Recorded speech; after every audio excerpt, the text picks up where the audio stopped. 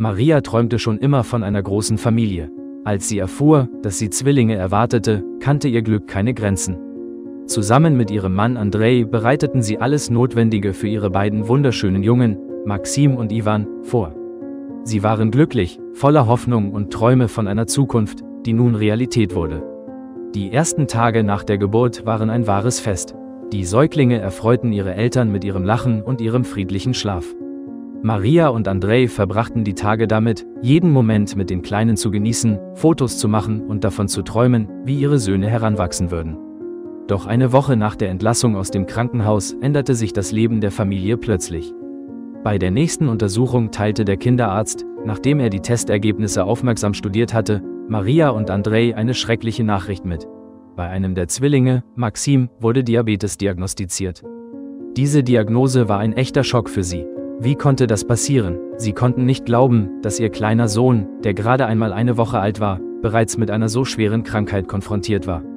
Maria weinte und Andrei fühlte, wie sein Herz vor Trauer zerbrach. Sie begannen, Informationen über Diabetes zu suchen und alles zu studieren, was sie konnten, aber Angst und Unsicherheit ließen sie nicht los. Sie sorgten sich um Maxims Gesundheit, darüber, wie sich das auf sein Leben auswirken würde und wie sie mit dieser Krankheit umgehen könnten. Nach einigen Tagen der Niedergeschlagenheit und Angst erkannten Maria und Andrei jedoch, dass sie nicht aufgeben konnten. Sie beschlossen, stark für ihre Kinder zu sein. Gemeinsam begannen sie, zu lernen, wie man Diabetes managt, sprachen mit Ärzten und anderen Eltern, die ähnliche Probleme hatten.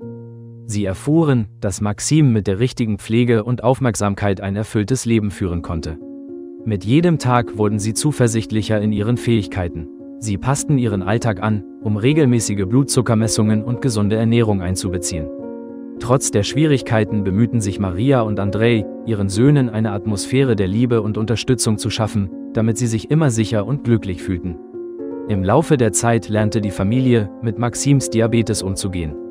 Sie erkannten, dass die Krankheit zwar zusätzliche Anstrengungen erforderte, aber nicht ihren Sohn definierte.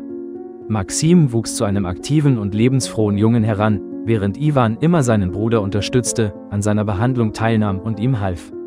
Maria und Andrei erkannten, dass ihre Liebe und Unterstützung alle Schwierigkeiten überwinden konnten. Sie wurden zu einer engeren Familie, lernten, jeden Moment zu schätzen und die Hoffnung nicht zu verlieren, selbst wenn das Leben sie vor Herausforderungen stellte. Mit jedem Tag wuchs ihre Liebe zu den Kindern und sie waren bereit, alles zu tun, um Maxims und Iwans Leben bunt und glücklich zu gestalten, trotz aller Hindernisse. Liebe Freunde, wenn euch das Video gefallen hat, setzt ein Like und abonniert den Kanal.